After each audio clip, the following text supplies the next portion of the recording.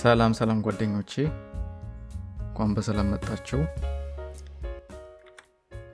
ዛሬ የዳታቤዝ ስድስተኛ ትምህርታችንን እንጀምራለን።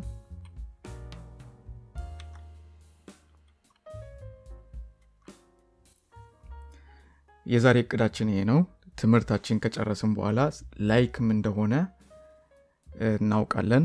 ላይክ ማለት አንድን ረድፍ ወይም አንድን መረጃ ራሱን እርግጠኛ ስሙን ካላወቅን ወይም ደግሞ ራሱን ስሙን መስጠት ካልፈለግን እሱ ተመሳሳይ የሆነውን ወይም ለዛ ስም ተመሳሳይ የሆነውን ነገር የምንመርጥበት መንገድ ነው።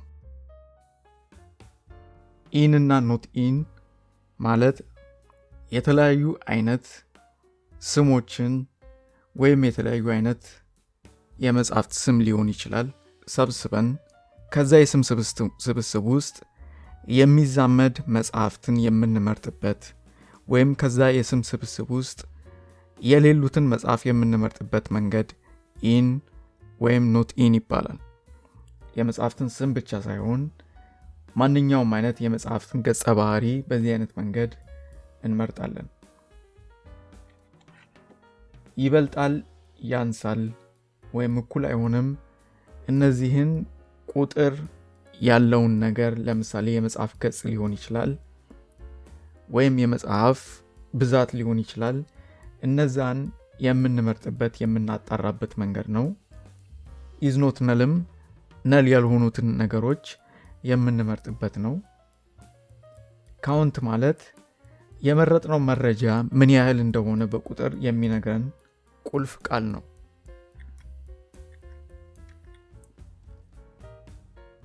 ለመከለስ ያክል ዲፎልት ቫልዩስ ማለት መረጃን በማንሰጥበት ጊዜ ነል አድርጎ ዳታቤዛችን እንዳያስቀምጥ ከፈለግን ዲፎልት ቫልዩስ ሰጥተነው ባለፈው ትምህርት አይተናል። ሊሚት ማለት የምንመርጠው መረጃ 100 ከሆነ ከመቶዎቹ 50ውን ብቻ ወይም ከመቶ 10ን ወይም 20ውን ለምሳሌ ገድበን የምንመርጥበት ቁልፍ ቃል ነው። ዌር ማለት መረጃን በምንመርጥበት ጊዜ የትኛውን መረጃ እንደምንፈልግ በግልጽ ለዳታቤዛችን የምንነግርበት ቁልፍ ቃል ነው። ሊሚትና ዌርን ተጠቅመን የበለጠ መረጃ እንዴት እንደምናጣራ ባለፈው ትምህርት ተመልክተናል። ወደ ድህረ ገጹ እንሂድና ዛሬ የምንመለከታቸውን ቁልፍ ቃላት በተግባር እንያቸው። መጀመሪያ መረጃን በማስገባት ጀምራለሁኝ።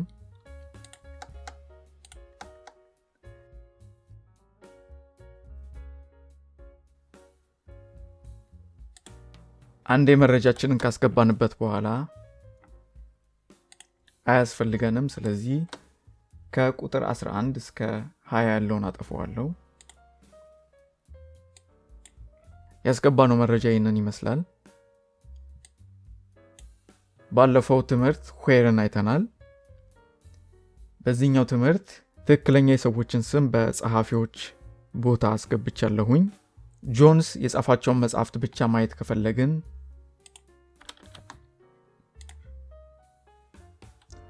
ዌር አድርገን ጆንስ ብለን እንጠይቃለን። የእሱን መጽሐፍት ያሳየኛል። ላይክ ማለት ቅድም እንደተነጋገር ነው ተመሳሳይ የሆኑ መረጃዎችን የምንመርጥበት መንገድ ነው። አጻጻፉ ኩዌሪያችንን ከጻፍን በኋላ ዌርን አስገብተን የረድፋችንን ስም ጽፈን ምን ተመሳሳይ መረጃ እንደሚመርጥልን እንነግረዋለን። የሚያመሳስለው መጀመሪያ ካስገባንለት ቃል ጋር ከሆነ ያንን ቃል መጀመሪያ ላይ እንጽፈውና የበመቶ ምልክትን መጨረሻ ላይ እናስገባለን። በተመሳሳይ መንገድ መጀመሪያ በመቶ ምልክትን ካስገባውኝ በኋላ ቀጥሎ የሚመጣውን ቃል ምን እንደሚያመሳስልልኝ እነግረዋለሁ። ያ የምፈልገውን ቃል መሃል ላይ ማስገባት እችላለሁኝ። ስለዚህ መሃል ላይ ወይም ሌላ ቦታ ላይ ከመጣ ይሄኛው አጻጻፍ ያገኝልኛል ወይም ያሳየኛል። በምሳሌ እንመልከት። እዚህ ጋር በጄ የሚጀምሩትን ጸሐፊዎች አምጣልኝ እያልኩት ነው።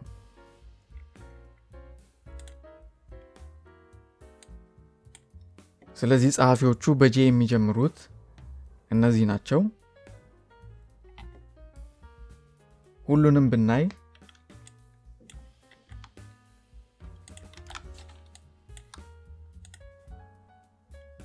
የመጀመሪያው ገጽ ላይ ያሳየኛል።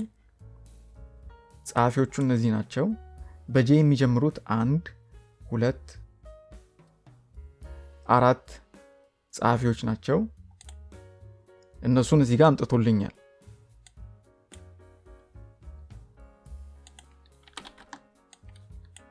በጄኦ የሚጀምሩትን ብዬ መጠየቅ እችላለሁ። በአንድ ቃል ወይም በአንድ ፊደል አልገደብም።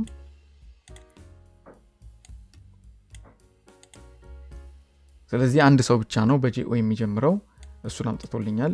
ከአንድ ሰው በላይ ቢሆን እነሱን ያሳየኝ ነበር።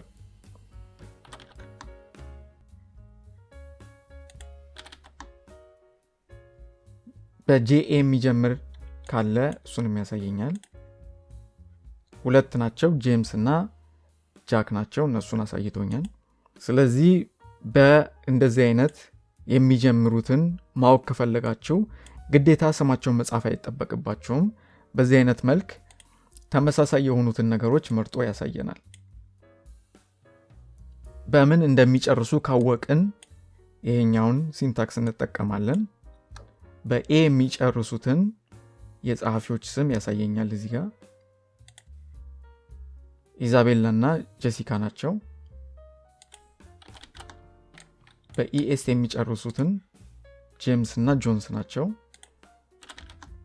ግዴታ ኦተርን ብቻ መጠቀም የለብኝም። ካቴጎሪንም ኔምንም ተጠቅሜ በላይክ የምመርጠውን መረጃ ማጣራት እችላለሁኝ። መሃል ላይ ሲሆን ውስጣቸው ኬ ያሉትን ጸሐፊዎች ሁሉንም ያመጣልኛል። ጃክ ብቻ ነው በዚህ አጋጣሚ ውስጡ ኬ ያለው። ውስጡ ኤ ያለው ብዙ ሊሆን ይችላል። እነዚህ ናቸው። እዚህ ጋር ኖት ላይክ በየተጠቀም ያለሁኝ። እቺኛዋን አስተውላችሁ እዩ። ይሄ ማለት ውስጣቸው ኤ የሌሉትን መርጠህ አሳየኝ እያልኩኝ ነው። እነዚህ ውስጣቸው ኤ የሌሉትን መርጦ አሳየኝ። ግዴታ ሁሌ በላይክ ብቻ መጠቀም የለብንም። ኖት ላይክም አድርገን በእንደዚህ አይነት መንገድ መረጃ ማጣራት እንችላለን። ኖት ላይክ የሚለውን በዚህ አይነት አገባብ ወይም በዚህኛው አገባብ ወይም በዚህኛው አገባብም ልንጠቀመው እንችላለን። ሌላ የምንመለከተው ኢን ነው። አጻጻፉ እንደዚህ ነው። ኩዌሪያችንን ከጻፍን በኋላ where ብለን ኢን ብለን ከምን መረጃ ውስጥ አዛምዶ እንዲመርጥልን እንደምንፈልግ እንነግረዋለን። ከካቴጎሪዎቹ እነዚህን ያሉበትን መርጠህ አሳየኝ እያልኩት ነው። ሁሉንም መርጠን ብናይ መጀመሪያ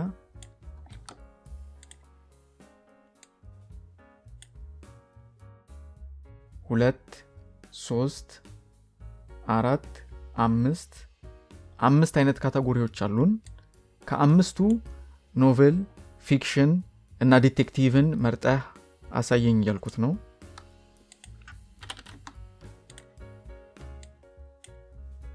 ኮሚክ እና ሌላኛውን ትቶ የጠቀስኩትን ብቻ አሳይቶኛል። በተመሳሳይ መንገድ ምን ያህል ጊዜ ሰው እንደሚዋስ የምፈልጋቸውን በዚህ ጊዜ 1 3 እና 4 ሳምንት ብቻ መዋስ የሚችላቸውን መጽሐፍት አሳየኝ እያልኩት ነው። 1 3 4 ሳምንት ብቻ መዋስ የሚችላቸው መጽሐፍት እነዚህ ናቸው። 2 ሳምንት ሰው መዋስ የሚችላቸውን አላሳየኝም። ኖት ኢን ወደሚለው እናልፋለን።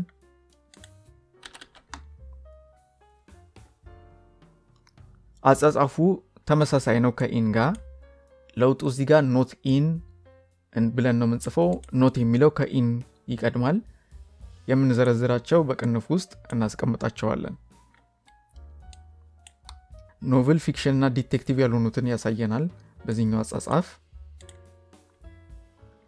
ኮሚክ እና ባዮግራፊ የሆኑት ከዚህ ውጪ የሆኑት ናቸው። ኖት ስላልኩት ከዚህ ውጪ የሆነውን እዚህ ጋር መርጦልኛል።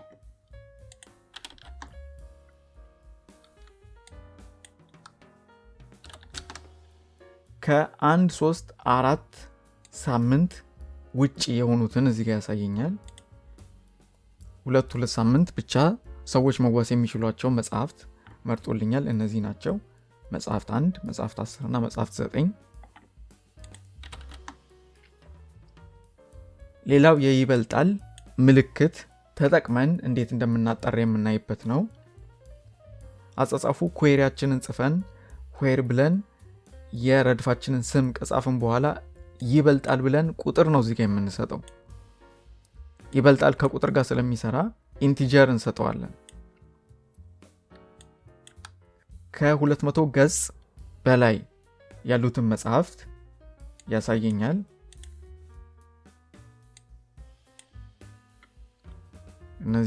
እነዚህ መጽሐፍት 1 10 6 7 8 እና 9 ከ200 ገጽ በላይ ያላቸው መጽሐፍት ናቸው።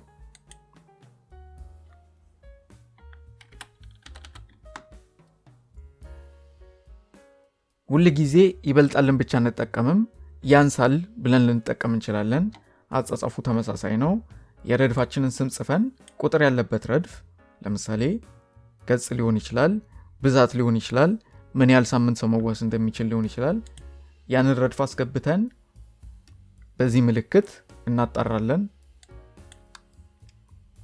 ከ200 ገጽ በታች ያሉትን መጽሐፍት እነዚህ ናቸው። 2 3 4 5 ናቸው። እነዚሁ ከ200 ገጽ በታች ነው ያላቸው።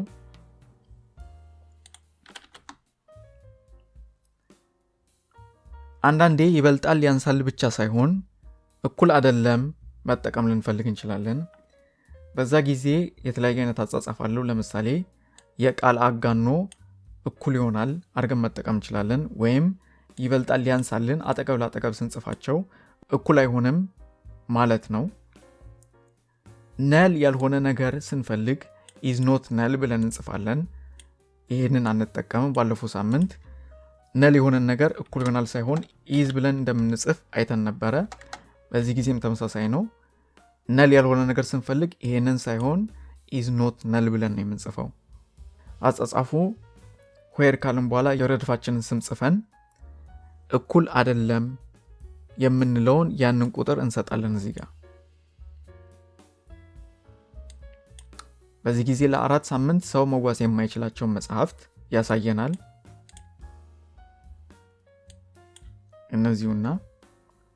እነዚህ መጽሐፍት ለ4 ሳምንት ሳይሆን ከዛ ውጪ ላሉ ጊዜያት የምንዋሳቸው መጽሐፍት ናቸው። ሌላኛው አጻጻፍ ይሄኛው ነው ብለናል። ሁለቱ ተመሳሳይ ናቸው። ቃል አጋኖ እኩል ይሆናል ወይም ይበልጣል ያንሳልን ስናደርግ ተመሳሳይ ነገር ነው የሚያሳየን።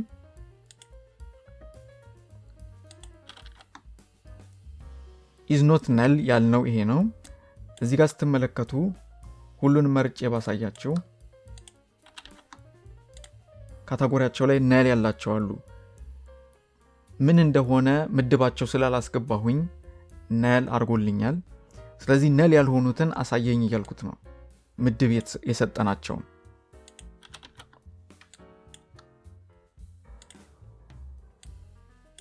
ምድብ ያላቸውን መጽሐፍት እነሱን መርጦ አሳይቶኛል። null የሚሉትን አጥፍቷቸዋል። ካውንት ማለት የመረጥነውን መረጃ ምን ያህል እንደሆነ በቁጥር የሚነግረን ነው። የሚቆጥረው ምንድነው? ምን ያህል ረድፍ መልሰን እንዳገኘን ይቆጥርልናል። አጻጻፉ select count ብለን በቅንፍ ውስጥ የኮከብ ምልክት እናስገባለን። ሌላኛው አጻጻፉ count እንልና በቅንፍ ውስጥ የአንድ የረድፍ ስም እንሰጠዋለን። ከዛ from ብለን የሰንጠረዣችንን ስም እንሰጠዋለን። ለምሳሌ ሰንጠረዣችን ውስጥ ምን ያህል መጽሐፍት እንዳሉን ማወቅ ስንፈልግ count all እንለውና from books እንለዋለን። 10 መጽሐፍት አለህ ይለኛል። በእርግጥ ያሉኝ መጽሐፍት ከ10 በላይ ናቸው። ግን 10 ለየት ያሉ መጽሐፍት ወይም ዩኒክ መጽሐፍት እንዳሉ ይነግረኛል። ምክንያቱም ምን ያህል ረድፍ እንደመረጥኩኝ ቁጥሩ ስለሚነግረኝ።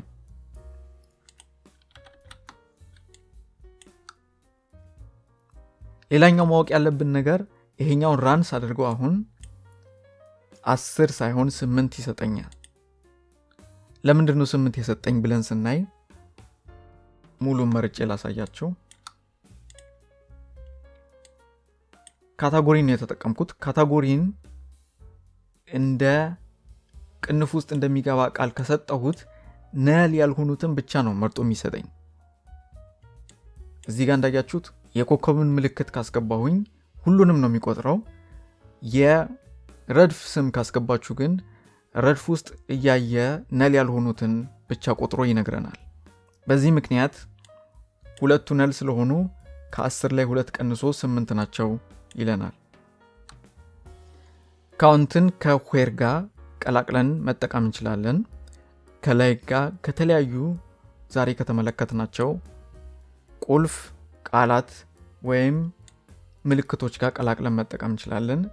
እንደ ምሳሌ ከ300 ገጽ በላይ ያላቸው መጽሐፍት ስንት እንደሆኑ መቁጠር ከፈለኩኝ ካውንት ኦል እና የሰንጠረዥን ስም ጽፌ የመጽሐፍቱን ገጽ እነግረዋለሁኝ። 5 መጽሐፍ ናቸው ያለህ ይለኛል። ከ300 በላይ 100 ባደርግ 9 መጽሐፍት አሉኝ። 1000 ባደርግ 0 ከ1000 በላይ ያለ ስለሌለ 0 መጽሐፍ አለህ ይለኛል።